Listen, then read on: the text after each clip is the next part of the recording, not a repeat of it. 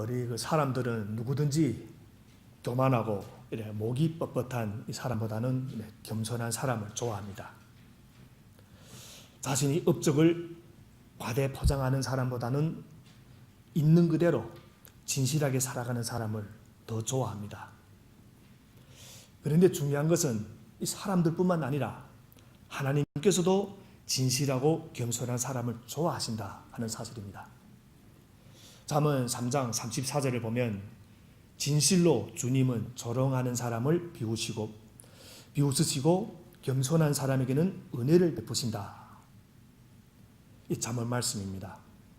그러므로 사람과 하나님으로부터 동시에 인정받고 사랑을 받는 길은 진실한 태도와 겸손함이 있다 하는 사실을 우리는 알 수 있습니다. 그래서 오늘 이 말씀은 기도할 때 태도에 관한 예수님이 말씀입니다. 우리는 흔히 기도를 영혼의 창문이라고 말합니다. 우리 영혼 속에 하나님을 아는 지식, 그리고 나 자신을 아는 지식이 어떤가를 보여줄 수 있는 것이 기도입니다.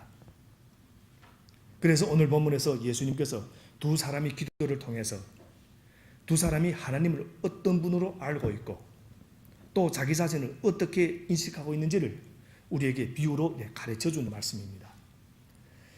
그래서 오늘 말씀을 크게 세 부분으로 나눌 수 있습니다. 세 부분으로. 첫 번째는 9절 말씀인데 오늘 이 비유를 이야기를 말씀하게 된 이유, 왜서 이 비유를 말씀하게 되는가, 그 이유에 대해서 말해주고 있습니다. 두 번째는 10절부터 13절까지인데 이 4절인데 예수님께서 기도하는 두 사람에 대해서 이야기하는 이 내용을 기록하고 있습니다. 그리고 마지막 세 번째는 14절 말씀인데 이 이야기를 통해서 예수님께서 꼭 하시고 싶은 그 메시지, 이 말씀이 기록되어 있습니다. 그래서 오늘 말씀 읽어보면 우리 눈에 띄는 단어가 하나가 나옵니다. 9절에서 시작할 때 한번 언급되고 그리고 또 14절에서 매듭될 때 언급되는 단어가 있는데 그것은 이롭다 하는 단어입니다. 이롭다. 9절을 보면 자기가 스스로 이롭다고 생각하는 사람들, 즉 스스로 나는 이롭다고 생각하는 사람들, 그런 사람들이 있었다.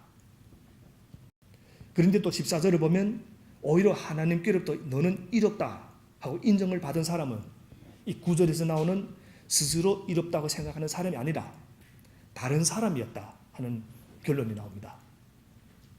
그래서 여기서 우리는 이롭다, 이 단어는 똑바르다, 비뚤어지지 않고 바르다 하는 의미를 가지고 있습니다. 그래서 성경에서 이롭다, 이 말씀은 마음에 든다, 하나님이 마음에 든다 하는 이런 말씀입니다. 그래서 9절에 보면 스스로 이롭다고 올바르다고 생각하는 사람이 있는가 반면에 14절에 보면은 하나님께서 이롭다고 인정하는 사람이 있었다. 여러분, 우리가 신앙생활을 하면서 꼭 기억해야 될 것이 있는데 세상의 관점과 하나님의 관점은 다를 수 있다 하는 이 점입니다. 다른 말로 표현하면 내가 옳다고 생각하는 것과 하나님께서 옳다고 생각하는 것이 다를 수 있다 하는 말씀입니다.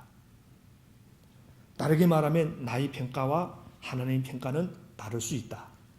그래서 우리는 신앙생활 하다 보면 이 점에서 우리가 많이 헛갈립니다. 내가 스스로 나는 올바르다고 생각하지만 하나님이 아니야 라고 말할 수 있고 나는 참 부족해 라고 생각할지 모르겠지만 하나님은 너는 올바르다, 내 마음에 든다 하고 말씀할 수 있다 하는 것입니다. 그래서 우리가 신앙생활하면서 끊임없이 해야 되는 질문을 하나 했습니다. 하나님의 평가 기준은 무엇인가? 하나님은 무엇을 옳다고 말씀하는가? 하나님의 마음에는 어떤 사람이 마음에 들까? 이런 것들을 우리가 항상 이렇게 질문해야 되는 겁니다. 그래서 오늘 말씀에 보여주는 주제는 기도할 때 어떻게 기도하면 하나님이 마음에 드는가? 이런 주제입니다. 그럼 오늘 말씀에 진정한 이로움이 무엇인가? 하나님께서는 무엇을 원하시는가? 하나님 한마디로 말씀드리면 진실하고 겸손함을 갖춘 태도, 그런 기도를 원하신다.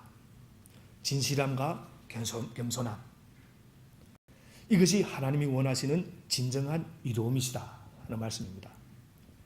여러분, 겸손이란 자기 비하, 비굴하게 자기를 완전히 낮추는 것을 그런 것이 아닙니다. 성경에서 말하는 겸손이란 하나님과의 올바른 관계 속에서 내 자신이 제 자리를 찾는 것을 겸손이라고 합니다. 그럼 질문입니다. 내 자신의 자리는 어디인가?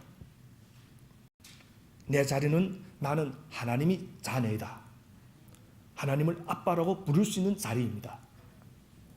그래서 오늘 이 말씀이 우리 여러분의 마음속에 정말 보석같이 자리 잡게 되기를 바랍니다. 우리 9절을 우리 함께 읽겠습니다. 9절입니다. 스스로 이롭다고 확신하고 남을 멸시하는 몇몇 사람에게 예수님께서 이 비유를 말씀하셨다. 여기서 잘못된 태도를 두 가지로 말씀합니다.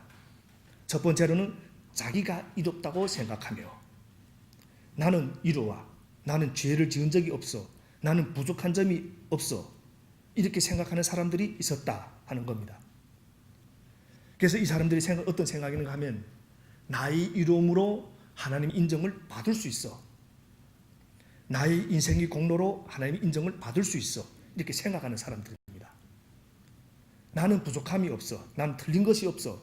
라고 스스로 완벽하다고 생각하는 사람들. 그러나 우리가 꼭 기억하셔야 될 게 있습니다.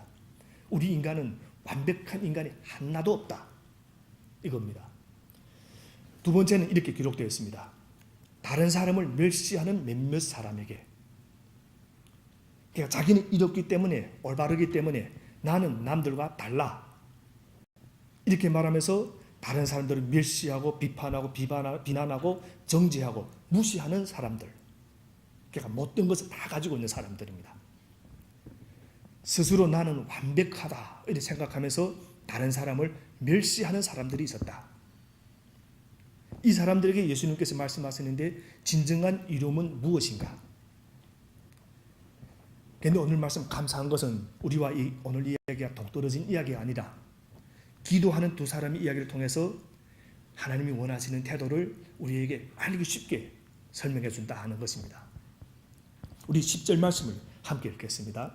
10절 말씀입니다. 두 사람이 기도하러 성전에 올라갔다. 한 사람은 바르세파 사람이고 다른 한 사람은 세리였다. 이 구절에 나오는 바르세파 사람과 세리는 사람이 눈으로 보면 너무나 대조가 되는 사람들입니다. 바르세파 사람들은 모든 면에서 바르게 보이는 사람이라면 세리는 무엇 하나 제대로 보이는 것이 없는 그런 사람입니다. 그리고 여기서 바리새 이 말씀은 본래 뜻은 분리된 자들 이런 뜻이 있습니다. 그러니까 쉽게 말하면 나는 너와 달라 이렇게 말하는 것이 바리새파 사람입니다. 실제로 바리새파 사람들은 이런 말뜻 그대로 이방 문화, 이방 종교로부터 이스라엘의 신앙과 전통을 지키려고 했던 사람들입니다.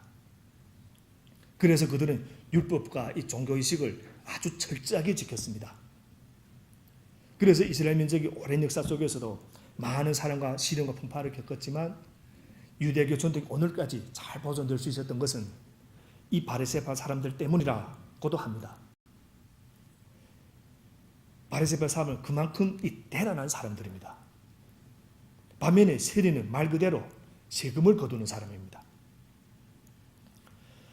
이스라엘 백성들도 오래전부터 자신들이 공동체 안에서 세금을 냈습니다. 세금이라면 지금 말하면 11조 뭐 이런 여러 가지 이런 또 냈습니다.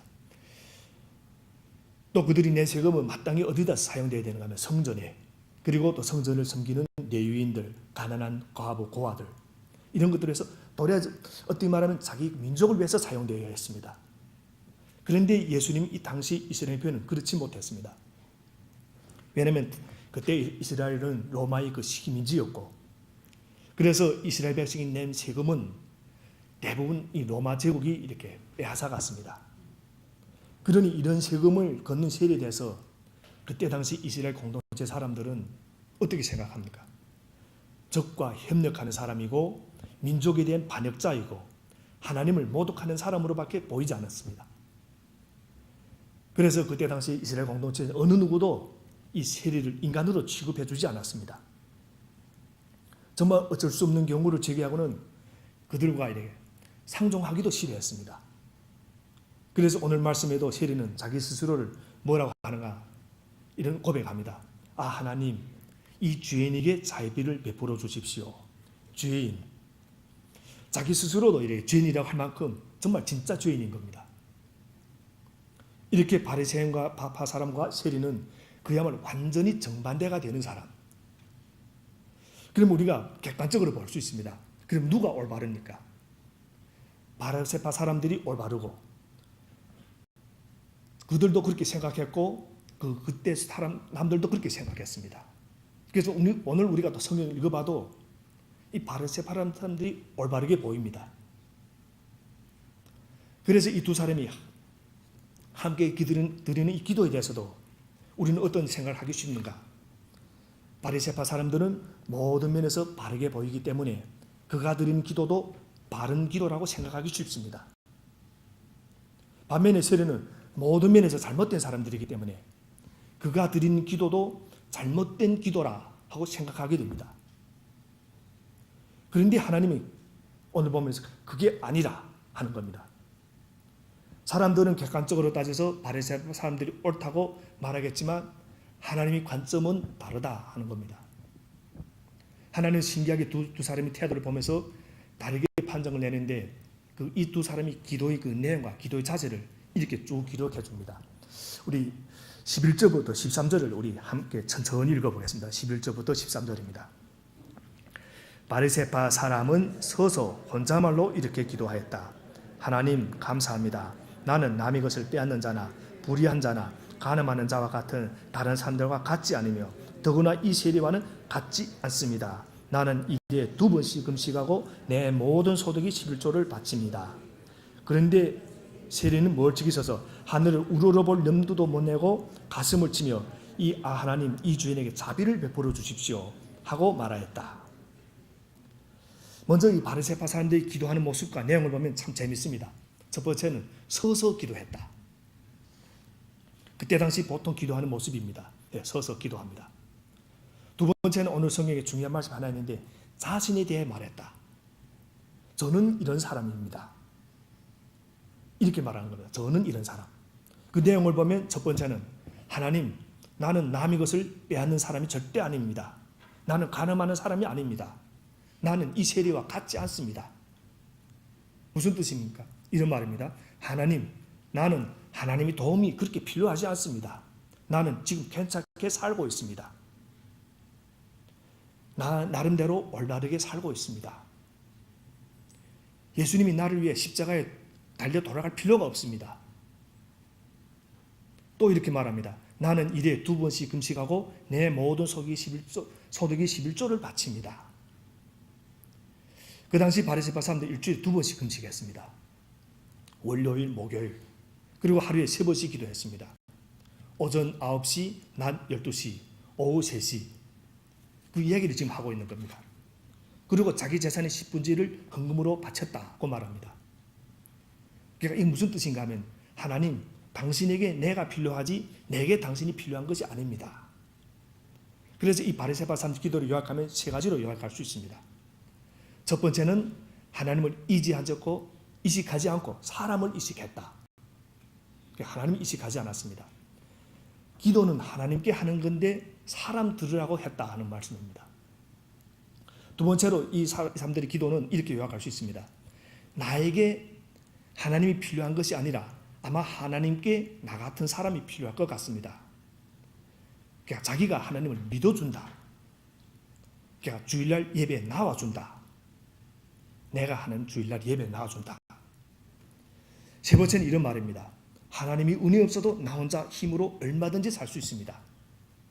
결론적으로 보면 이 사람의 기도에는 뭐가 빠져 있는가 하면 회개와 간구, 겸손이 빠져 있는 겁니다. 어떻게 보면 너무 배부른 모습으로 나타나 있습니다. 한마디로 하면 자기 이로움을 내세우고 있다. 나는 이로운 사람이다. 회개도 필요 없고 은혜도 필요 없고 간구도 필요 없다. 그래서 하나님 오늘 이 말씀을 하나님은 교만이라고 하는 겁니다. 그런데 이러면 반대로 세리의 기도를 한번 들어보십시오. 세리의 모습을 보면 멀찍이 서서 가까이 하지도 못하고 하늘을 우러러 볼 엄두도 못 내고 그리고 가슴을 치고 애통하는 마음으로 기도하는데 하나님 이 죄인에게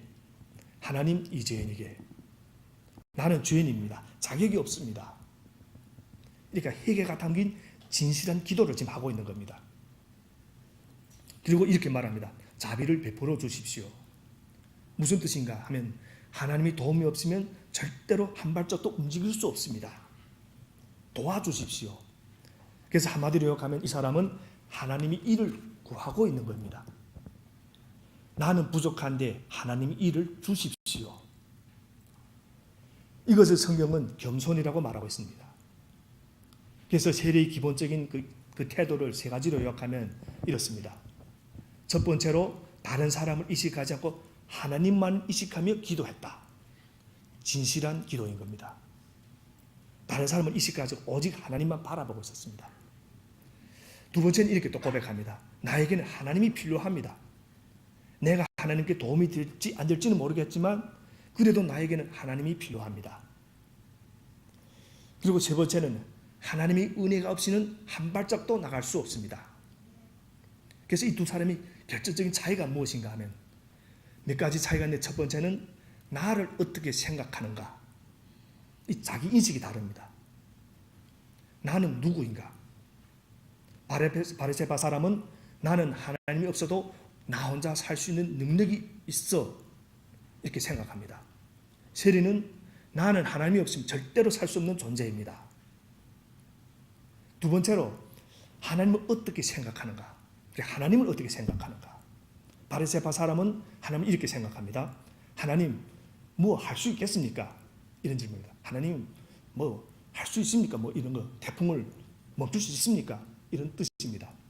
그러나 세리는 하나님은 모든 것을 할 수 있습니다. 이겁니다. 태풍도 지나가게 할 수 있습니다. 세 번째는 하나님과 자신과의 관계에 의해서 바리새파 사람은 하나님을 내가 지금 도와주고 있습니다. 그런데 세리는 하나님만이 나의 도움이십니다. 그래서 한마디로 말하면 바리새파 사람은 교만한 사람이고 세리는 겸손한 사람입니다. 정확히 말하면 바리새파처럼 교만하고 하나님의 도우심을 거부하는 것은 죄이고 세리처럼 하나님의 도움을 구하면서 나는 도움이 필요합니다. 이렇게 말하는 것은 진짜 이이고 진실한 기도라 하는 겁니다. 그러니까 하나님이 원하시는 이는 겸손이라고 오늘 본문에서 말씀해 주고 있는 겁니다. 사실 우리 모습을 한번 이럴 때는 성경을 이렇게 쭉 하고 어제는 우리 모습을 한번 또 살펴봐야 됩니다. 그럼 우리 모습은 어떤가? 우리를 보면 어떤 사람은 기도하지 않습니다. 기도하지 않고 자신이 힘만으로 살고 있습니다. 대단한 것 같지만 성경에서는 그것은 최대의 교만이고 죄라고 합니다. 하나님 내게 당신이 필요 없습니다. 당신이 도움 없이도 나 혼자 잘 살 수 있습니다. 내 기술을 가지고 내 돈 가지고 내 어떤 걸 능력을 가지고 나는 잘 살 수 있습니다. 그러니까 당신에게 피해를 끼치지 않겠습니다.